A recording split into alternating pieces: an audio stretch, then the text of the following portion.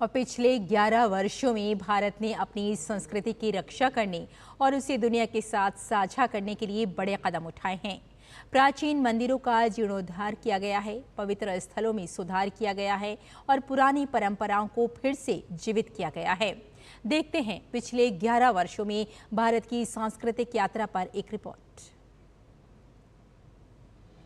भारत की संस्कृति के इंद्रधनुषीय रंगों ने पूरी दुनिया को प्राचीन काल से ही आकर्षित किया है, लेकिन प्रधानमंत्री नरेंद्र मोदी के नेतृत्व में पिछले 11 वर्षों में देश में हुए मंदिरों के जीर्णोद्धार, तीर्थ स्थलों के पुनर्विकास और कई परियोजनाओं की शुरुआत से न सिर्फ देश की सांस्कृतिक धरोहरों का संरक्षण हुआ है, बल्कि भारत की प्राचीन परंपरा और समृद्ध संस्कृति से जन जन का जुड़ाव बढ़ा है। केंद्र सरकार ने मंदिरों के गलियारों और तीर्थ स्थलों के पुनर्विकास पर फोकस किया है।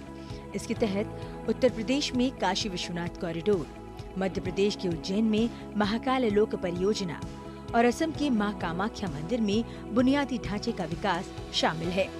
गुजरात में जूना सोमनाथ मंदिर का पुनर्निर्माण और पार्वती मंदिर का विकास भी किया गया है। केदारनाथ मंदिर में आदि शंकराचार्य की प्रतिमा की स्थापना की गई है।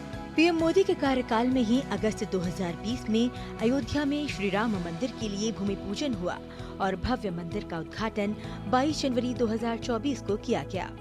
प्रमुख विरासत गलियारों और प्रतिष्ठित स्थलों को विकसित करने के अलावा प्रसाद जैसी योजनाओं के माध्यम से विभिन्न धर्मों के प्रमुख पूजा स्थलों का कायाकल्प करने का प्रयास किया गया है। इसमें मस्जिद, चर्च और तीर्थ स्थल शामिल हैं। स्वदेश दर्शन योजना ने यात्रा स्थल के बुनियादी ढांचे को और बढ़ावा दिया है। हृदय योजना ने 12 विरासत शहरों को विकसित करने पर फोकस किया है। साथ में ये पहल भारत की आध्यात्मिक और सांस्कृतिक विरासत को संरक्षित कर रही है और साथ ही देश भर में पर्यटन को बढ़ावा दे रही है। इसी का नतीजा है कि 2024 में भारत में 9 मिलियन से ज्यादा विदेशी पर्यटकों का आगमन दर्ज किया गया, जिससे 2,77,842 करोड़ रुपए की विदेशी मुद्रा आय हुई। केंद्र सरकार ने भारत की विविध आध्यात्मिक और सांस्कृतिक परंपराओं के बीच संबंधों को मजबूत किया है। काशी तमिल संगमम के दोनों चरणों में काशी और तमिलनाडु के बीच सभ्यतागत संबंधों का उत्सव मनाया गया।